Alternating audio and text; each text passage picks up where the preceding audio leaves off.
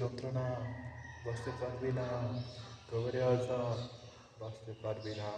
হাসরের ময়দান পলানোর সুযোগ নাই, ফুসরাতের ফুল কেন সুযোগ নাই, মিজান পাল্লার মধ্যে সেখানেও সুযোগ নাই,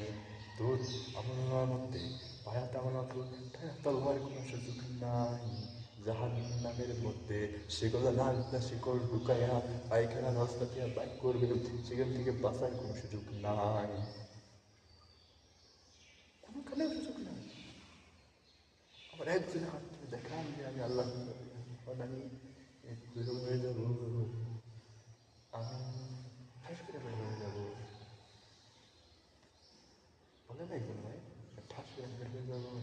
এখন বের হয়ে যাবো, বলে না একজন ভাই, বের হয়ে যাবো। নাফরমানেরা জাহান্নামটা দেখাবে, যখন জাহান্নামীদের নাফরমানদের সামনে এক ভয়ঙ্কর ভাবে আযাব ফেরেশতা উপস্থিত হবে, সে ছটফট করবে, পুরো দেহের মধ্যে ছটফট করবে, বের হতে চাইবে না। এবারে তাকে জাহান্নাম দেখানো হবে, তাকে জাহান্নাম দেখানোর পর বলবে এটা তোমার স্থান ছিল, তোমার জায়গা ছিল, এখানে তোমার স্থান হবে না। তারপর তাকে জাহান্নাম দেখানো হবে, তখন এক নাম্বার জান্নাতের আফসোস অনেক সময় দেখবেন, দেখে কীরকমভাবে তাদেরকে বোঝাই, দেখলো লাভের আশায় ব্যাংক থেকে কোটি টাকা লোন নিল ব্যবসার জন্য, ব্যবসাতে লাভ আছে লোন নিল, তো শেষে ধরা খেলো, বাড়ি খেয়ে গেলো বা লস খেয়ে গেলো, তো লোনটা দিবে কেমন সেও দেখবেন আছে কিনা ভাই, তারা বিষ খেয়ে আত্মহত্যা মানে মারা যায়, আত্মহত্যা করে আছে না ভাই, ভয় ঘটনা আছে। তো ভাই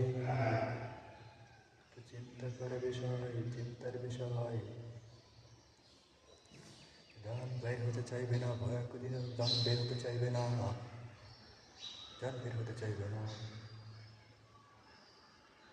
এটা বুঝতে হবে। ফরমান তুমি এখান থেকে তুমি বাঁচতে পারবা না, ও না ফরমান তুমি কবরের আযাব থেকে বাঁচতে পারবে না, ও না ফরমান তুমি কবরের আযাব থেকে বাঁচতে পারবে না,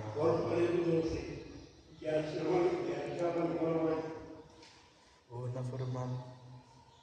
তুমি কবরের আযাব থেকে বাঁচতে পারবে না, ও না ফরমান তুমি কোনো শাস্তি থেকে তো বাঁচতে পারবে না। কি করে বাঁচবো তুমি বলো, আমার